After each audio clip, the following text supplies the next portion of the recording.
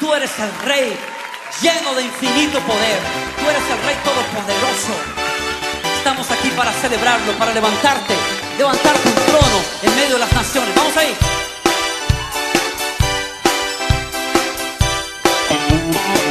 Él es el Rey infinito en poder. Él es el Rey de los cielos. Seré para Él siervo fiel, pues mi vida compró con su amor.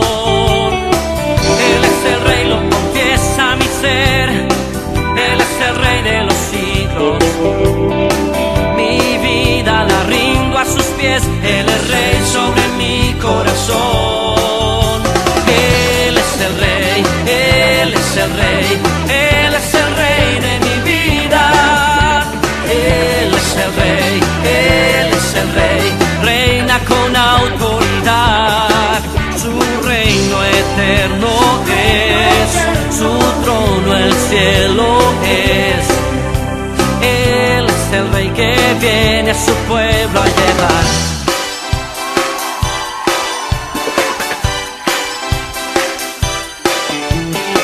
Él es el Rey infinito en poder. Él es el Rey de los cielos.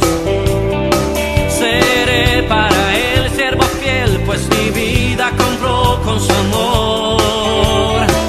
Él es el Rey, lo confiesa mi ser. Él es el Rey de los siglos. Mi vida la rindo a sus pies. Él es Rey sobre mi corazón. Él es el Rey, Él es el Rey, Él es el Rey de mi vida. Él es el Rey, Él es el Rey, reina con autoridad. Su reino eterno es, su trono el cielo es. Él es el Rey que viene a su pueblo a llevar.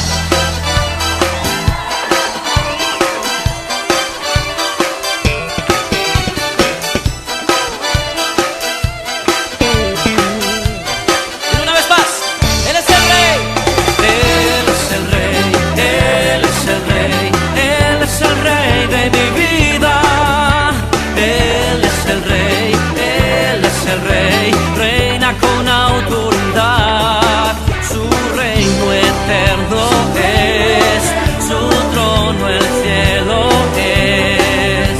Él es el Rey que viene a su pueblo a llevar. Dile una vez más, Él es el Rey. Él es el Rey, Él es el Rey, Él es el Rey de mi vida. Él es el Rey, Él es el Rey, reina con autoridad.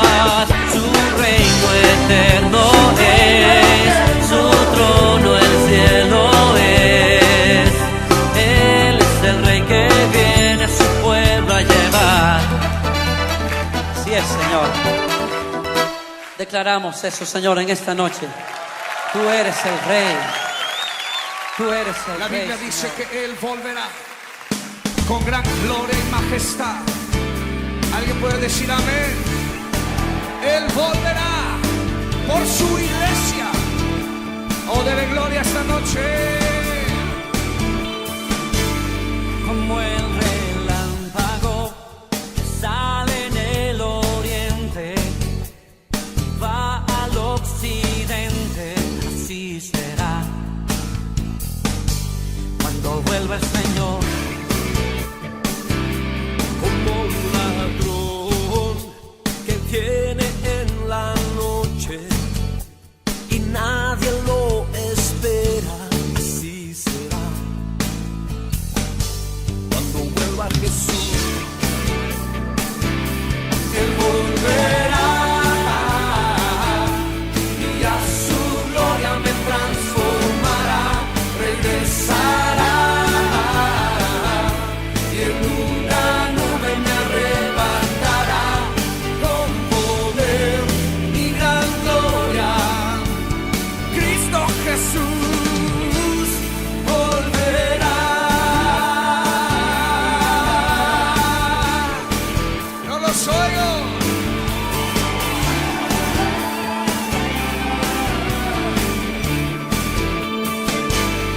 con voz de mando descenderá del cielo y tocará trompeta, así será. Cuando vuelva el Señor, Él llamará a los que han dormido y a los que hemos creído, así será. Cuando vuelva Jesús, Él volverá y a su gloria me transformará, regresará y en una nube me arrebatará con poder y gran gloria. Cristo Jesús volverá.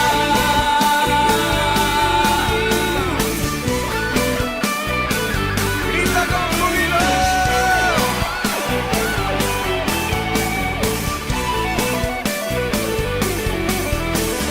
Velad y orad, el tiempo se acerca ya. Purifícate en Él, conságrate a Él, que tu Señor volverá. Él volverá y a su gloria me transformará, regresará y en una nube me arrebatará. Él volverá y a su gloria me transformará, regresará y en una nube me arrebatará con poder y gran gloria. Cristo Jesús volverá.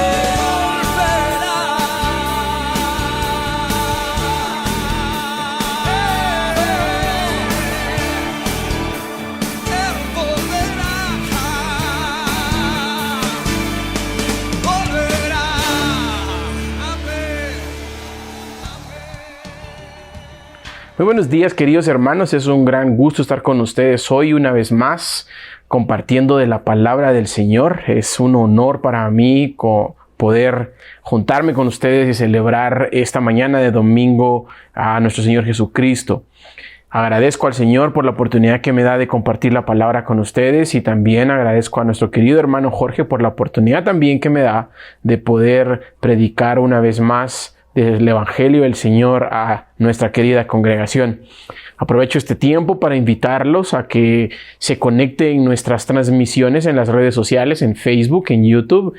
Visite nuestros videos, vaya, comente, salude a las personas, hay quienes están allí listos para devolverles un mensaje, para saludarles. Si tiene alguna petición de oración, usted puede ponerlas también ahí en los mensajes. Y no solo eso, comparta en sus redes sociales. Somos muy prontos para compartir memes, chistes, pero las prédicas y los estudios bíblicos a veces no los compartimos. Comparta los videos de YouTube. Comparta las prédicas en sus redes sociales. Por favor, ayúdenos a que la difusión del Evangelio sea más y más prolongada a través de las redes sociales. También le invitamos a que si tiene la oportunidad de asistir presencialmente al culto, aparte un lugar un día domingo y véngase al templo para que juntos celebremos al Señor Jesucristo en su día. Pues es de alegría, es de gozo poder estar todos juntos, levantar nuestras manos y alabar al Señor en su casa, en su templo. También quiero aprovechar este tiempo para desearle un feliz cumpleaños a nuestro querido hermano Jorge.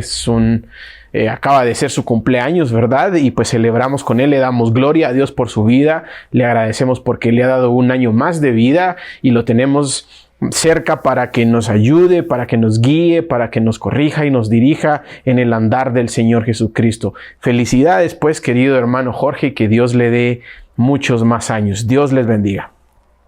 Pasamos al tema de hoy entonces. Estamos en una época que a muchos nos gusta mucho. Yo soy parte de esos que nos gusta la Navidad, que nos gusta las fiestas familiares, pero sobre todo nos gusta recordar que es en este tiempo que celebramos el nacimiento de nuestro Señor Jesucristo, que celebramos el adviento de nuestro Señor Jesucristo, que celebramos la primera venida de nuestro Salvador, de nuestro Mesías, de quien nos redimió de todo pecado, quien nos ha rescatado de nuestra maldad.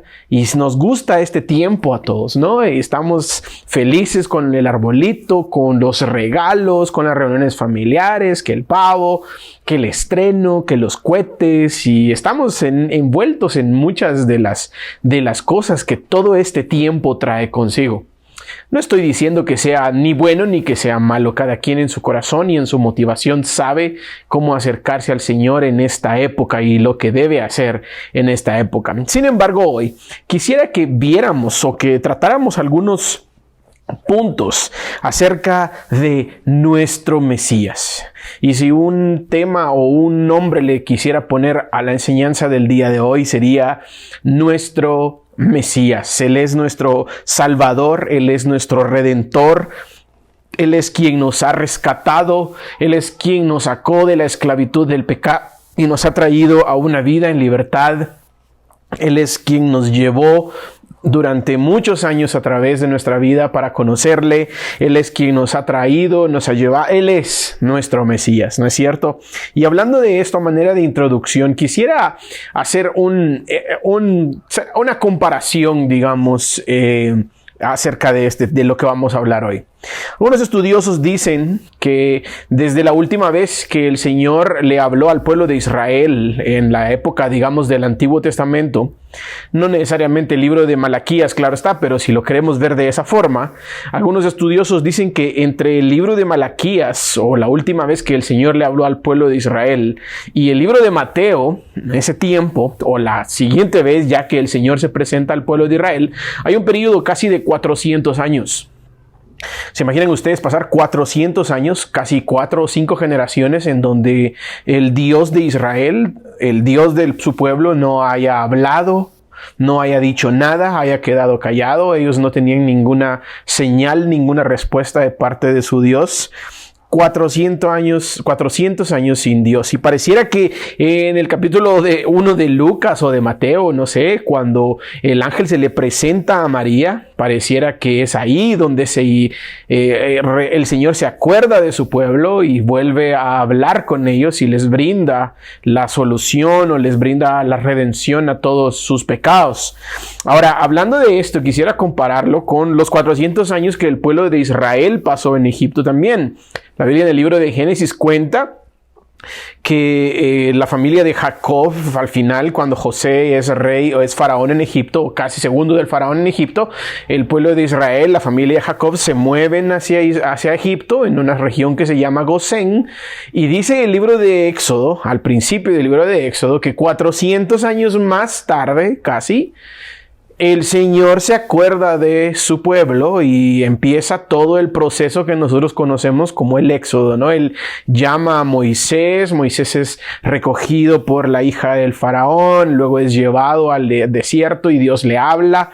Entonces podríamos decir que hay ahí como un punto de comparación en el cual podríamos comparar 400 años de Israel en Egipto y luego Dios se acuerda de su pueblo, y 400 años en que Dios no habla al pueblo de Israel y luego se acuerda de su pueblo y le da la anunciación a María del nacimiento de Egipto.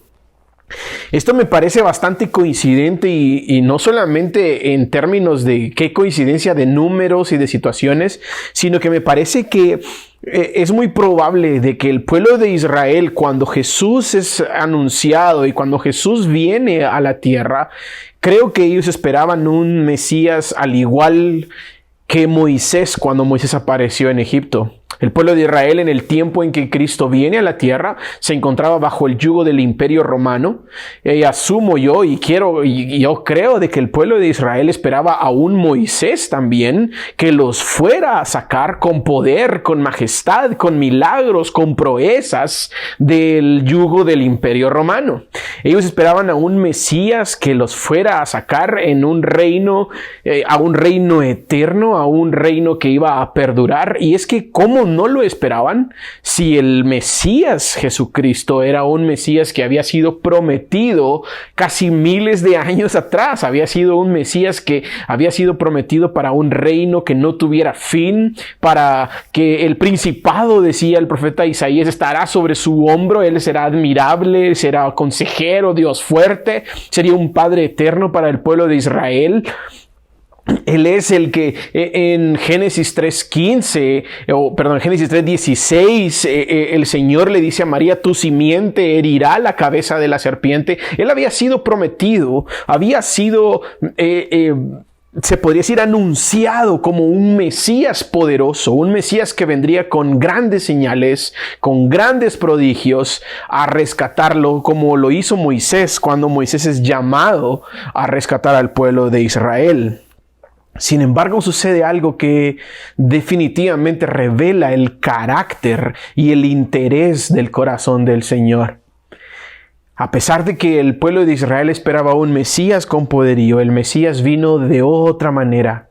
El Mesías viene a nacer en un pesebre, viene de la manera más humilde posible, viene de la manera en que quizá si Él volviera a venir en estos tiempos de la misma manera, muchos cristianos de hoy en día no le seguirían, porque aquí viene el punto de la prédica de hoy, porque quizá ellos también esperan a un Mesías de señales, a un Mesías de prodigios, a un Mesías que les venga a entregar las llaves del reino, a un Mesías que tiene un plan maravilloso para su vida, a un Mesías que los quiere rescatar de la pobreza y llevarlos a una vida donde ellos son cabeza y no cola. Están esperando a un Mesías distinto, como el pueblo de Israel estaba esperando a un Mesías distinto, como ellos esperaban a un Moisés.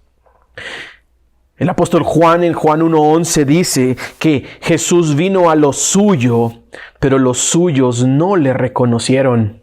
Ni siquiera estamos hablando de que Jesús vino a lo suyo y los suyos no le creyeron, o los suyos no le aceptaron, los suyos no le valoraron. Juan está diciendo que Él vino a lo suyo, pero los suyos no le reconocieron. Eso significa de que ya tenían una idea de que vendría un Mesías, ya tenían una idea de que habría de aparecer alguien para rescatarles, ya tendrían una idea de alguien que habría de venir, pero ellos no reconocieron a ese que vino. Vino, pero lo esperaban de una manera distinta. Es más, ni siquiera prestaban atención a lo que estaba pasando. Hombres de lejano oriente sabían más que el mismo pueblo. Jesús vino y nadie lo estaba esperando, nadie lo reconoció. Y es que lo que pasa que lo que está pasando en el pueblo de Israel en ese entonces es muy parecido a lo que está pasando con la iglesia en este tiempo. La iglesia se encuentra entre dos advientos. Me gusta decir esa frase. La iglesia se encuentra entre dos advientos. Entre el primer adviento de Cristo, cuando Cristo viene como el Mesías en un pesebre, y se encuentra entre ese adviento y el segundo adviento, que es Cristo viniendo en gloria y en majestad entre las nubes. Nos encontramos en medio de esos dos. Nos encontramos en el ya, pero todavía no. Esperamos, pero no sabemos a ciencia cierta cuándo el Señor viene. Y estar en medio de esas dos situaciones, estar entre en que no sabemos y en que sí sabemos, estar en esa incertidumbre hace que la iglesia entonces sea llevada por muchos vientos hacia diferentes lugares, hacia diferentes pensamientos, hacia diferentes esperanzas que no van acorde a la esperanza del verdadero Mesías. Hay iglesias, hay gente dentro de la iglesia, hay cristianos que tienen la idea errónea que su Mesías los va a rescatar de algo terrenal, cuando el Mesías que esperamos es un Mesías que trasciende lo terrenal. Habemos cristianos que nos cuesta reconocer que el Señor nos puede llamar a tener una vida humilde en lugar de una vida ostentosa, pero es porque vivimos en la incertidumbre de no saber cuándo el Señor va a venir en su segundo adviento. Por eso es necesario que nosotros escudriñemos la Biblia para reconocer a ese Mesías, para no cometer el error de los suyos que no le reconocieron. Nosotros debemos escudriñar la palabra para reconocer a nuestro Mesías y no seguir esperando que nuestro Mesías haga algo que nosotros creemos que es lo que el Mesías debía de hacer.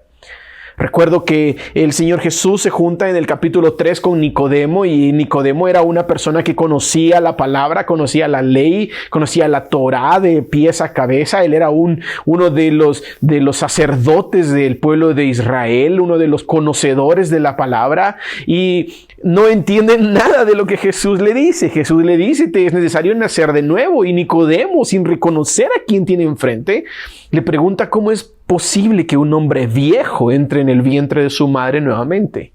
Eso nos está pasando a muchos de nosotros en estos tiempos. Conocemos, sabemos la palabra, tenemos al mismo Mesías enfrente hablándonos su evangelio, pero seguimos esperando que el Mesías se nos manifieste de una manera distinta. Es que no es posible que mi Mesías sea un Mesías que venga a hablarme de que yo tengo que vivir una vida de X o Y manera.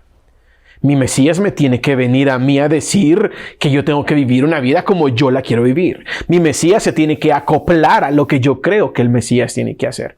Y por eso hoy vamos a ver algunas características para reconocer a nuestro Mesías. Vamos a ver puntualmente 4 características antes de llegar a una conclusión para que no nos tardemos mucho en este tiempo. Primero que nada, una de las características de nuestro Mesías, a pesar de que es un Mesías que quizá nosotros no conocemos, este sí es un Mesías que nos conoce. Este es un Mesías que sabe nuestras necesidades, que conoce nuestros corazones, sabe nuestras falencias. Él conoce de qué somos capaces de fallar, Él conoce de qué somos capaces de pecar. Él nos conoce. Hablando del tema navideño, hay un himno que a mí me gusta bastante que se llama Santa la Noche. No sé si ustedes lo han oído. Santa la Noche es un himno bastante hermoso que tiene que ver con la noche en que Cristo nació. Pero la versión en inglés me gusta mucho, se llama Oh Holy Night. La versión en inglés tiene una frase que siempre que escucho esa frase, mi corazón se quebranta. Porque el himno dice: Él conoce nuestras necesidades y a nuestras debilidades Él no es extraño, como queriéndonos dar a entender de que Él también en cierto punto de su vida, cuando el Mesías estuvo en la tierra, supo cuáles son nuestras necesidades como seres humanos. Él pasó hambre, quizá pasó frío, también se dolió, también lloró. Nuestras necesidades a Él no le son extrañas. Y si ustedes me dicen, bueno, pues, pero ¿dónde dice en la Biblia tal cosa? Bueno, yo les quiero pedir que vayamos al libro de Hebreos. Hebreos está adelantito de Filemón. Hebreos capítulo 4, uno de mis versos favoritos de la palabra del Señor dice... Hebreos capítulo 4, verso 14 dice: Jesús, el gran sumo sacerdote. Ahí tenemos bastante de qué hablar, pero dice el versículo 14: teniendo pues un gran sumo sacerdote que trascendió los cielos, Jesús, el Hijo de Dios, retengamos nuestra fe. Porque no tenemos un sumo sacerdote que no pueda compadecerse de nuestras flaquezas, sino uno que ha sido tentado en todo como nosotros, pero sin pecado. Por tanto, acerquémonos con confianza al trono de la gracia para que recibamos misericordia y oportuno socorro. Y hallemos gracia para la ayuda oportuna. Estoy confundiéndome con otra versión. Aquí el escritor de Hebreos nos está haciendo reflexionar acerca de a quién tenemos como mediador. El sacerdote era eso, el sumo sacerdote era un mediador entre Dios y el pueblo de Israel. El escritor de Hebreos nos está recordando que podemos acercarnos con confianza a nuestro sacerdote, que es el Señor Jesucristo, porque Él también padeció las mismas necesidades, las mismas tentaciones. Nuestras necesidades a Él no le son extrañas. Él conoce nuestras flaquezas, conoce nuestras debilidades. Y es increíble entender que tenemos un Mesías que nos conoce. Nuestro Mesías no es ajeno a nosotros. Él conoce nuestro andar. Él conoce nuestro acostarnos y nuestro levantarnos. No duerme, dice la Biblia, el que vela por ti. Él conoce todo lo que hacemos, aún antes de que salga una palabra de nuestra boca. Él ya conoce lo que vamos a decir. Antes de que le pidamos, Él ya conoce nuestras necesidades. Por eso el escritor de Hebreos cierra esos versículos diciendo, mira, ya que tienes a un sacerdote que te conoce, que sabe que has fallado, que sabe tus flaquezas, el escritor de Hebreos cierra, dice, como lo tienes a Él, acércate con confianza a Él. No te va a desechar, no te va a sacar para afuera. Él quiere que te acerques a Él. El profeta Isaías en su libro tiene un versículo que dice, el Señor le dice al pueblo de Israel, acerquémonos, el profeta Isaías le dice al pueblo de Israel, estemos a cuenta, si tus pecados fueren como la grana. El Señor está haciendo todo lo posible para que haya reconciliación entre Él y nosotros, para que el pecado no esté en medio de nosotros, al contrario, para que sea su justificación, para que sea su expiación la que nos guíe una vez más delante de Él. Gloria a Dios por nuestro Mesías que nos conoce, un Mesías que padeció lo que tú y yo padecemos. Nuestra esperanza no debería estar en que nuestro Mesías nos va a sacar de la prueba. Nuestra esperanza debería estar en que nuestro Mesías está atravesando la prueba con nosotros y la ha atravesado antes y la ha vencido. Quizá nunca vayas a salir de la prueba en la que estás viviendo. Quizá nunca vayas a vencer a la enfermedad que te está afectando. O quizá nunca vayas a cambiar de estado social y vayas a vivir siempre en escasez, tronándote los dedos día a día. Pero la esperanza no es que vas a salir de eso. La esperanza es que en medio de tu necesidad, en medio de tu enfermedad, en medio de tu debilidad, Cristo está presente. Él es un Mesías que conoce nuestras necesidades, nuestras flaquezas, nuestras debilidades. Así que no cometamos el error, mis queridos hermanos, de creer que nuestro Mesías no conoce lo que vivimos. Al contrario, abracémosle más porque Él sabe lo que estamos viviendo. Él sabe nuestras necesidades, Él sabe nuestras debilidades, Él sabe nuestras flaquezas. Él nos comprende, Él camina de nuestro lado. La segunda característica de nuestro Mesías es que tenemos un Mesías que nos limpia, un Mesías que purifica nuestras vidas del pecado, un Mesías al que podemos acercarnos, pedirle perdón, confesar nuestros pecados y que Él es fiel y justo para perdonarnos y para limpiarnos de toda maldad. No solamente tenemos un Mesías que nos conoce, sino que al mismo tiempo es tan bueno, tan justo que nos limpia y nos perdona. El apóstol Juan en el capítulo 1 relata qué sucede cuando Jesús se presenta delante de Juan el Bautista y qué es lo que Juan el Bautista dice de Jesús cuando Jesús aparece. Quiero leerles Juan capítulo 1, versículos del 29 al 31. Este está relatando algo que Juan el Bautista le llama el Cordero de Dios. Versículo 29. Al día siguiente, Juan vio a Jesús que venía hacia él y dijo, ahí está el Cordero de Dios que quita el pecado del mundo. Este es aquel de quien yo dije, después de mí viene un hombre que es antes de mí, porque era primero que yo. Yo no le conocía, pero para que él fuera manifiesto a Israel, por esto yo vine bautizando en agua. Tenemos a un Mesías que nos limpia. Él es el Cordero que quita la maldad del mundo. Él es el que quita nuestro pecado. Él es el que limpia nuestros corazones. El libro de Levítico, el libro de Números y los libros de Números de Deuteronomio y una parte de Éxodo están plagados de todas las leyes religiosas que el Señor había implantado al pueblo de Israel para ellos poder acercarse al Señor, a Dios en su santidad. Y cabe mencionar de que hay demasiada sangre de por medio, hay muchos sacrificios de por medio, hay sacrificios por cierto motivo, hay sacrificios por otro motivo, hay demasiada sangre de por medio. No es un Dios, pues, el que nosotros tenemos, que sea un Dios sediento de sangre, sino más que todo es para demostrar la seriedad de la santidad de Dios, al punto de que es necesario un derramamiento de sangre. Todo el libro, si ustedes leen Levítico, Números y Deuteronomio, se van a dar cuenta de que hay demasiado derramamiento de sangre con el objetivo de acercarse nuevamente hacia Dios y de poder convivir de su santidad. Sin embargo, Jesucristo es el sacrificio perpetuo.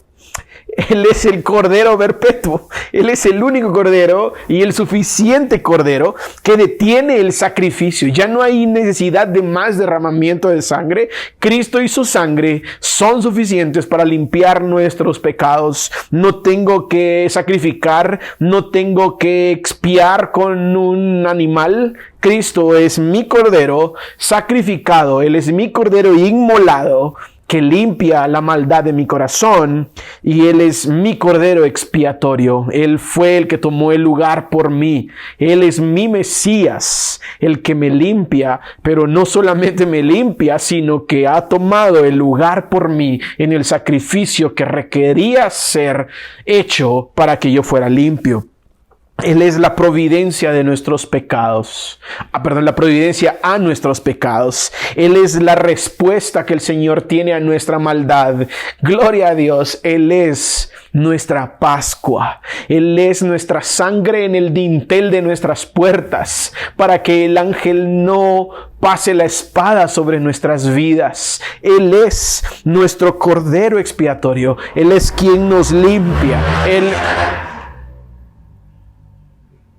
Él es nuestro Cordero expiatorio. Él es quien nos limpia. Él es el que rescata nuestra vida del hoyo, del lazo del cazador. Él es nuestro Mesías. Así pues, no caigamos en el error que cometió el pueblo de Israel, de que esperaba un Mesías libertador en el plano físico, un Mesías que venía contra el imperio del César. No esperemos a un Mesías de esa manera.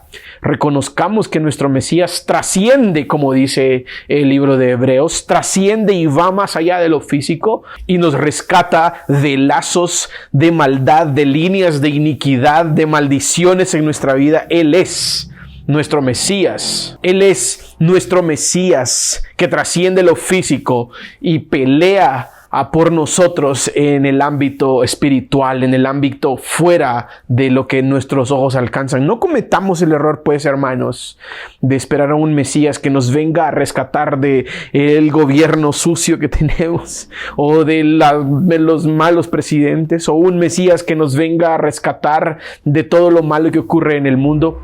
No estoy diciendo que Él no tiene el poder para hacerlo.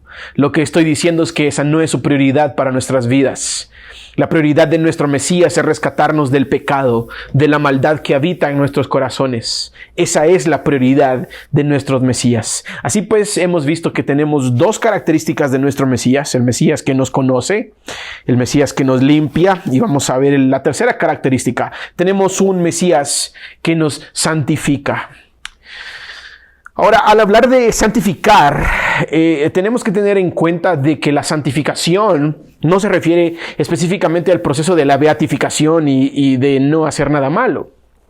El proceso de la santificación con el Señor Jesucristo se refiere a que cada vez nuestras acciones, nuestra manera de vivir demuestran que hemos sido apartados para Él.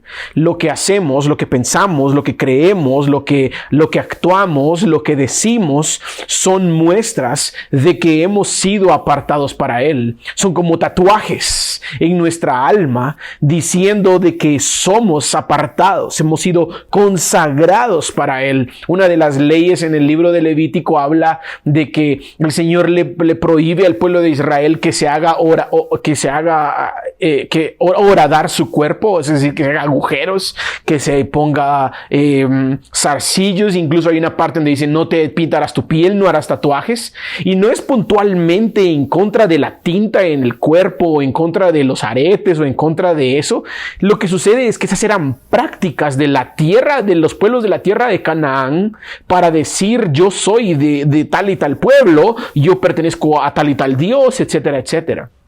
Entonces Dios no da esa ley puntual en contra de la tinta o de los hoyos, como algunos quieren hacerlo saber. Dios está dando la ley que trasciende y que va más allá, diciendo: lo que pasa es que tú eres mío, yo no quiero que cumplas o que tomes la forma de las naciones que habitan en medio donde tú vas a habitar. Ese es el espíritu de esa ley, el demostrar que el Señor ha escogido a un pueblo y no quiere que sea igual que los que están a su alrededor. De la misma manera con nosotros. No estoy diciéndote que los tatuajes sean buenos o sean malos. Ese no es el punto. El punto aquí es que tenemos un Mesías que nos ha separado y que espera que nuestras prácticas, que espera que nuestros corazones y nuestras vidas estén demostrando que somos de Él. Colosenses capítulo 2, quiero leerles aquí que lo que dice acerca de la santificación, de la consagración que el Señor ha hecho en nuestras vidas. Colosenses está adelantito de 1 Corintios, 2 de Corintios, y luego viene las demás cartas del apóstol Pablo, Filipenses y luego Colosenses. Colosenses capítulo 2, versos 11 y 12 dicen lo siguiente. También, este es Pablo hablándole a la iglesia en Colosenses: en Él, es decir, en Cristo, ustedes fueron circuncidados con una circuncisión no hecha por manos, al quitar el cuerpo de la carne mediante la circuncisión de Cristo, habiendo sido sepultados con Él en el bautismo, en el cual también han resucitado con Él por la fe en la acción del poder de Dios, que lo resucitó de entre los muertos. Él es quien ha marcado nuestras vidas para su propiedad. Él es quien nos ha llamado, Él es quien nos ha consagrado, Él es el que ha hecho la circuncisión en nuestro corazón. Ahora, quiero hablar un poquito acerca de por qué es importante el tema de la circuncisión y por qué Pablo habla de esto. En el pacto que el Señor tiene con Abraham y que luego tiene con su pueblo más adelante, la muestra de que el hombre tenía un pacto con su Dios, en este caso nuestro Dios Jehová, era que los hombres que tenían ese pacto debían circuncidarse. Entonces, todos los hombres que estaban circuncidados tenían una muestra delante de los demás diciendo: yo tengo un pacto con mi Dios. En este tiempo el Señor no está pidiendo obviamente que hagamos algo en nuestra carne como tal. Él nos está pidiendo, Él nos está llevando a tener corazones que realmente tengan esas muestras, esa circuncisión, que delante de todos los demás diga: yo soy parte del nuevo pacto que es en la sangre de Cristo. Esas muestras del pacto en nuestras vidas están relacionadas con nuestra conducta, están relacionadas con las muestras que nosotros hacemos delante de los demás, con cómo es nuestra vida y sobre todo en quién confiamos para la consagración de nuestras vidas. Esa consagración que no puede hacerse por nuestra propia mano, porque Él es el que nos ha tomado, el que nos ha separado, el que nos ha santificado, el que nos pone en el lugar que Él quiere, porque somos su pueblo, somos sus hijos, somos su propiedad. Nuestro Mesías ha descendido y nos ha escogido y nos ha separado para sí mismo. Ha hecho que nuestro corazón aparezca como un corazón circuncidado para demostrar el pacto que Él ha hecho con nosotros. Un pacto que es a través del Señor Jesucristo y su sangre derramada en la cruz. Él es nuestro Mesías que nos propicia de un andar perfecto delante de Él. Aún en medio de nuestro pecado, Él nos sigue apartando. Él sigue cumpliendo su pacto con nosotros. Él sigue cumpliendo su pacto en nuestras vidas. Él tiene una promesa de restaurarnos y Él lo va a hacer. Antes de pasar al siguiente punto, me recuerdo en el libro de Números que el pueblo de Israel está a punto de llegar a la tierra prometida antes de su gran problema que tuvo, que los hizo devolverse 40 años al desierto. El pueblo de Israel está a punto de entrar a la tierra prometida y hay un rey que se llama Balac. Si ustedes lo han leído, es un rey que ya entendió que el pueblo de Israel viene con todo el poderío y con toda la mano fuerte de Jehová a tomar la tierra. Él ya sabe de que no hay ejército que frene la mano de Jehová.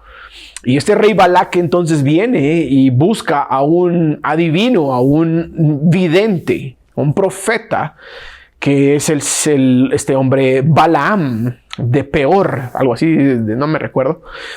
Y busca a Balaam y le manda una gran comisión, le manda a unos hombres con regalos, con plata y todo, y le dicen: Balaam, queremos que tú profieras una palabra de maldición en contra del pueblo de Israel.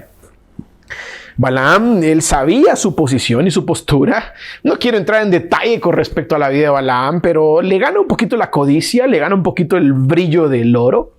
Y le dice a la comisión que envía el rey Balac, les dice: miren, ustedes pueden decir lo que ustedes quieran, pero al final yo voy a decir lo que Dios me mande a decir. Entonces no quiero alargar la historia, porque ahí está en el libro de Números, capítulo 22, si no estoy mal. Pueden ir a buscarla, pueden ir a leerla.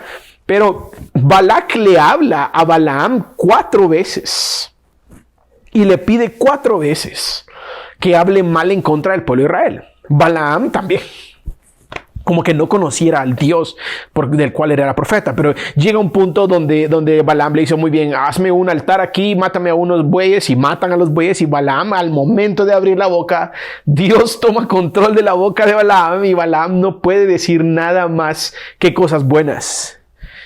Y no hay maldición. Viene la segunda vez y sucede exactamente lo mismo. La tercera vez y lo mismo. La cuarta vez y lo mismo. Y Balac dice: ¿sabes qué, Balaam? Ya me cansé, ya me quedé sin bueyes, ya no te puedo seguir a donde tú quieras. Ya, definitivamente, pues ni modo. El pueblo de Israel va a venirse con todo contra mí. ¿A dónde quiero llegar con esto? El amor de Dios y la promesa de restauración y la promesa... El amor de Dios y la promesa de restauración y la promesa de santificación que Dios tiene para con su pueblo es tan grande como lo expresado en ese momento. En ese momento termina ese relato donde Balaam quiere maldecir al pueblo de Israel, pero no puede porque Dios no lo deja. Dios solamente bendice al pueblo de Israel 4 veces. Sin embargo, el siguiente capítulo, el pueblo de Israel comete una infracción gravísima en Sittim. Cualquiera puede pensar que mientras Dios bendecía al pueblo de Israel, el pueblo de Israel en la otra mano le estaba fallando la lealtad a su pacto. Aún así, Dios cumplió su pacto con el pueblo de Israel. Y ese pacto Dios lo estableció físicamente a través de la circuncisión de los hombres del pueblo de Israel. Ese pacto renovado a través de la sangre de Cristo en nuestras vidas es la que circuncida nuestros corazones. Y aunque venga alguien queriendo proferir maldición contra nosotros, el Señor tendrá una palabra de bendición con nosotros, aunque nosotros mismos estemos fallándole en nuestro propio valle de Sittim. Aunque nosotros estemos fallándole y estemos faltando la lealtad al pacto, Él ha prometido restauración, Él ha prometido el cumplimiento de su pacto y Él lo va a hacer. Él es nuestro Mesías que nos santifica, es nuestro Mesías que nos purifica y que nos ha apartado para Él. Estoy hablando mucho, voy a la 4ª característica de nuestro Mesías, y esta es una de las características que más debemos recordar constantemente. Tenemos un Mesías que volverá. Él, en el libro de Deuteronomio, dice que Él no es hombre para que mienta. Perdón, el mismo Balaam en Números dice que Él no es hombre para que mienta, ni hijo de hombre para que se arrepienta. Él ya dijo que va a venir y tenemos un Mesías que volverá. Ahí está entonces el segundo adviento. Ya hemos pasado el primer adviento, no lo vivimos lastimosamente, no estuvimos ahí. Estamos en el ya, pero en el todavía no. Esperamos a nuestro Mesías que venga. Y ahora sí, el Mesías va a venir como lo ha prometido la Biblia. Vendrá en toda su gloria, todo ojo le verá. No habrá quien no doble la rodilla, dice la palabra, cuando venga el Mesías en su gloria. Segunda carta de Pedro, en el capítulo 3. Pedro está antecitos de llegar a Apocalipsis. Creo que está Pedro, luego está Juan, luego está Judas y luego Apocalipsis. Entonces, en la segunda carta de Pedro, capítulo 3, versos del 9 al 13, el apóstol Pedro dice lo siguiente: pero amados, no ignoren esto, que para el Señor un día es como 1000 años y 1000 años como un día.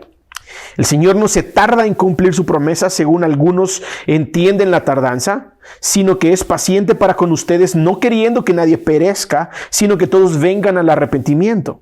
Pero el día del Señor vendrá como el ladrón en la noche, en el cual los cielos pasarán con gran estruendo, y los elementos serán destruidos con fuego intenso, y la tierra y las obras que hay en ella serán quemadas.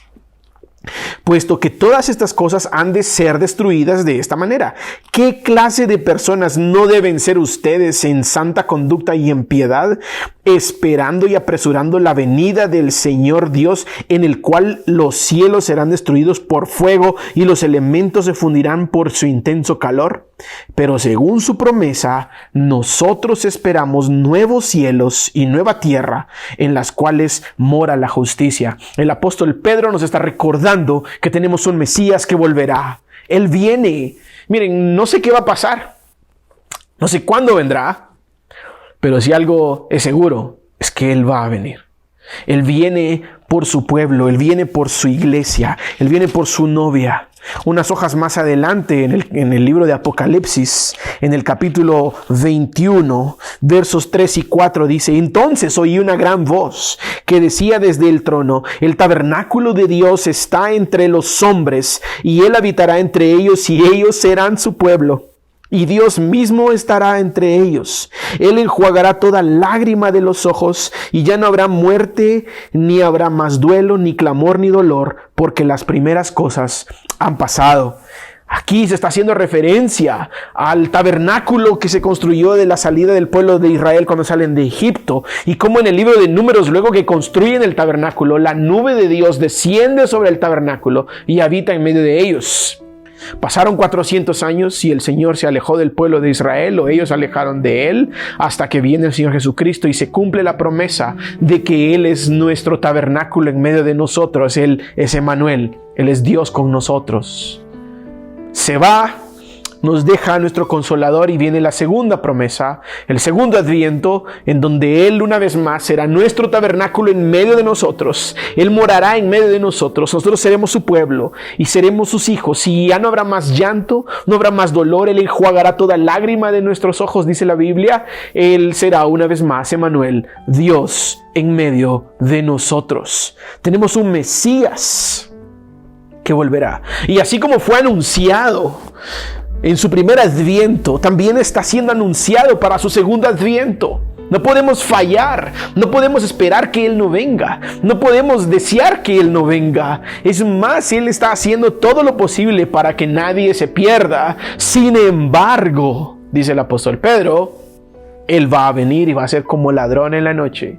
A los que se van a perder, y a los que no se van a perder, no se van a perder. Él es el Mesías que volverá. Él vendrá, sí, pero vendrá de una manera distinta, con fuego en sus ojos, con una espada llameante. Vendrá con una balanza en su mano a poner justicia, por fin, a poner justicia en medio de los hombres. Una justicia verdadera, no una justicia que es torcida por el pecado. Él vendrá al fin a ponerle esa terminación a la muerte, terminación a la enfermedad.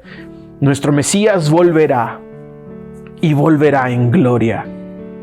Así pues, hermanos, para concluir el tema de hoy, tenemos entonces a un Mesías que nos conoce. Él es nuestro Mesías que nos limpia, un Mesías que nos santifica, pero sobre todo un Mesías que volverá, un Mesías que cumple sus promesas, un Mesías que vendrá y nos llevará con Él a donde tenemos que ir, a esas moradas que Él ha estado preparando para que habitemos con Él. No perdamos de vista a nuestro Mesías, queridos hermanos, poniendo los ojos en otra cosa. El apóstol Pablo le dice a los colosenses: si ya resucitaron con Cristo, pongan la mira en las cosas de arriba y no en las cosas de la tierra. Hermanos, ¿qué hacemos nosotros esperando a un Mesías que nos rescate de la pobreza? ¿Qué hacemos esperando a un Mesías que nos rescate de la enfermedad? ¿Qué hacemos esperando a un Mesías que nos rescate de lo que nos sucede en el ámbito físico? Cuando tenemos un Mesías que Él viene a rescatarnos de todo el ámbito espiritual, Él viene a limpiarnos, a santificarnos, a purificarnos, a llevarnos de gloria en gloria para agradarle y para conocerle más y para glorificarle más. En conclusión, mis queridos hermanos, ya que tenemos un Mesías que nos conoce y que ha padecido lo mismo que nosotros, acerquémonos a Él. Busquemos a nuestro Mesías, acerquémonos en nuestro pecado, en nuestra necesidad, vamos con Él.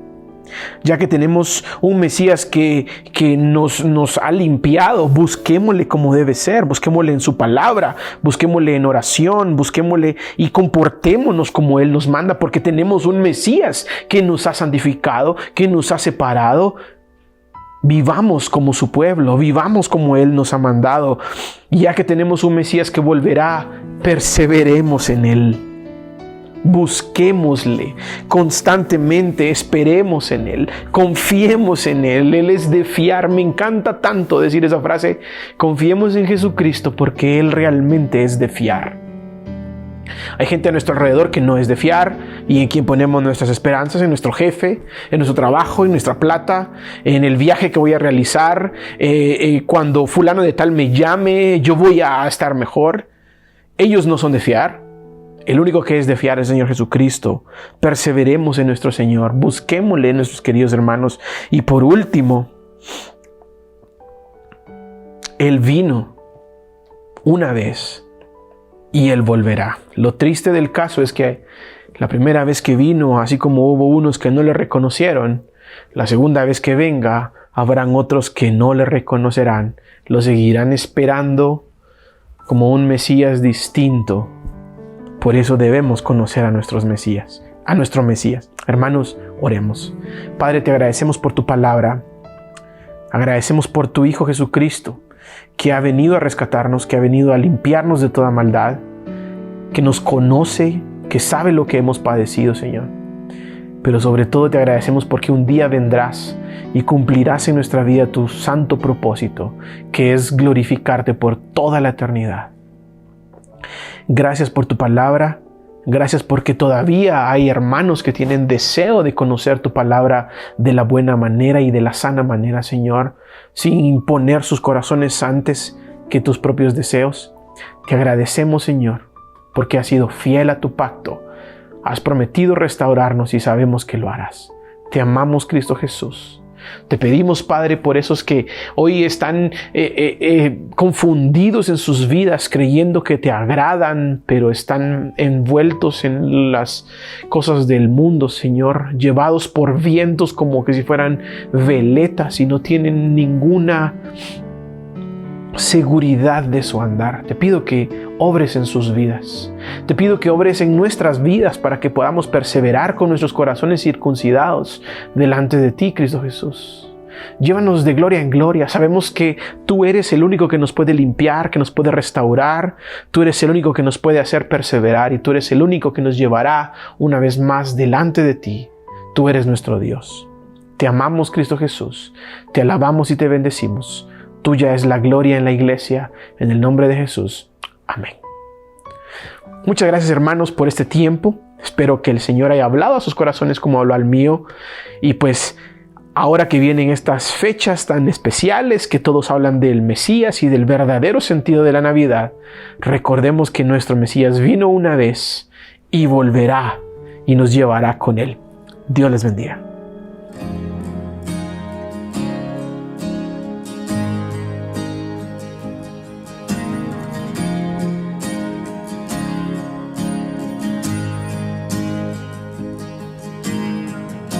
Nuestros corazones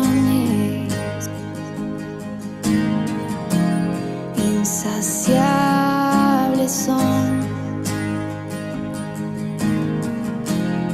hasta que conocen a su Salvador.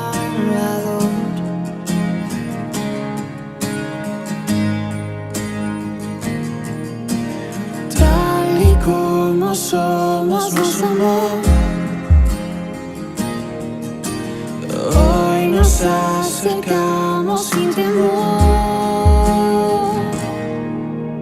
Él es el agua que a beber nunca más tendremos sed. Jesucristo basta, Jesucristo basta.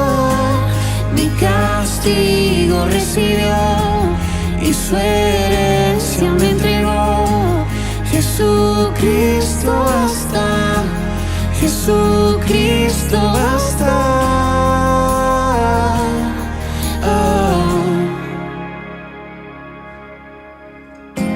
Fuimos alcanzados por su gran amor,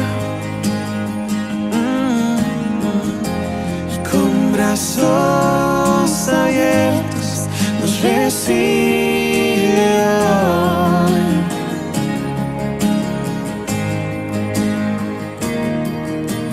Tal y como somos nos amó. Hoy nos acercamos sin temor. Él es el agua que al beber nunca más tendremos sed. Jesucristo basta, Jesucristo basta. Mi castigo recibió y su herencia me entregó. Jesucristo basta, Jesucristo basta. Jesucristo basta.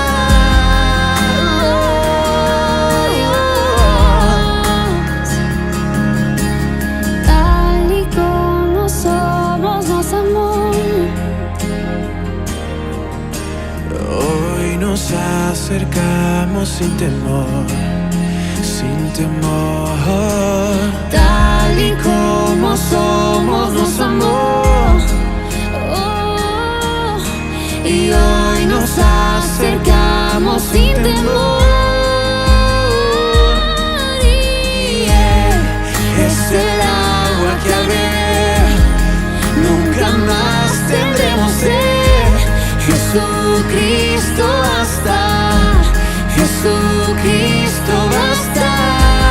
Mi castigo recibió y su herencia me entregó. Jesucristo basta, Jesucristo basta. Jesucristo basta.